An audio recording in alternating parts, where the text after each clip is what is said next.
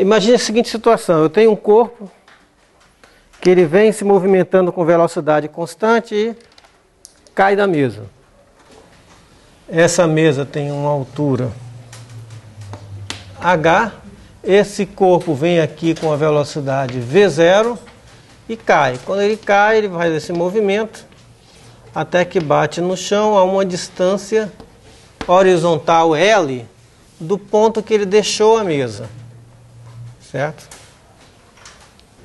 Item A, eu quero que vocês me indiquem quais são os vetores velocidade e aceleração assim que o corpo deixa a mesa.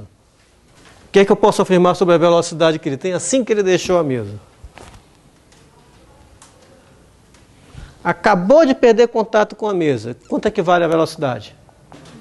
A mesma, né? Não deu tempo ainda de mudar a velocidade. Então é um vetor velocidade que aponta nesta direção, certo?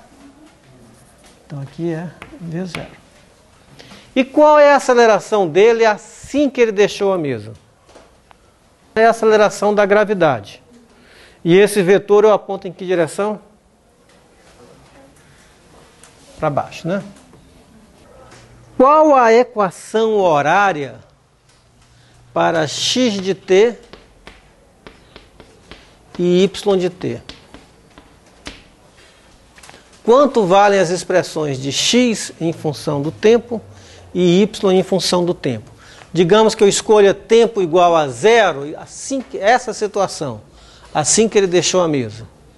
Quando ele está no ar aqui, quais são as forças que agem sobre este corpo? Ele tem impulsão ou não tem? Vamos lembrar. Esse é o exercício que precisa ser feito na intuição da gente. O que a força faz não é manter o movimento, mas mudar a condição de movimento. E quem é responsável por mudar a condição de movimento aqui é o peso, que é a força que quem exerce a Terra exerce sobre este corpo. Então ele vai ter uma força-peso para baixo, por isso ele tem uma aceleração para baixo. E essa aceleração vale a aceleração da gravidade. Certo? Então nessas condições, se só tem força para baixo, quanto vale a resultante das forças na direção x? Vale 0. Se a resultante das forças na direção x vale 0, a aceleração na direção x é 0. Por isso que a aceleração era só na vertical. Conclusão, se não tem aceleração na direção x, se eu olhar só para a componente x, que tipo de movimento é esse? Movimento uniforme. Ou seja, velocidade constante. Se o movimento se dá com velocidade constante, qual é a expressão para x de t? X é igual a x0 mais v0x vezes t, concorda? Digamos que eu escolha o 0 igual aqui, na direção x. Concordam? Então, se eu escrever o 0 aqui, eu estou dizendo que o x0 é igual a 0. Então, eu tenho só um v0xt, onde esse v0x é essa velocidade v0 aqui. Então, isso é v0t. Então, esta é a função que descreve posição x em função do tempo. Concordam? Bom, e y em função do tempo? O que eu posso afirmar? Se eu olhar só a componente vertical, que tipo de movimento é esse? Uniformemente acelerado. Qual é a expressão para o y de t para o movimento uniformemente acelerado?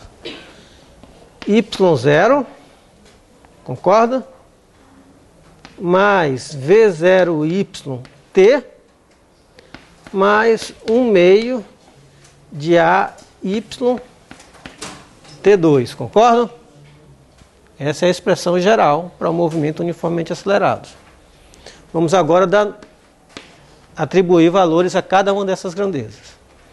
Quem é o y0? A altura da mesa. H. Quem é a componente y da velocidade inicial? Zero. Zero, porque só tem o componente tangencial. E quem é a componente y da aceleração? Agora eu quero ver. Mais 10 ou menos 10? Menos 10. Eu escolhi a direção, sentido positivo para cima. Ou vamos escrever algebricamente, né? Menos g. E aqui eu tenho 1 meio de T2.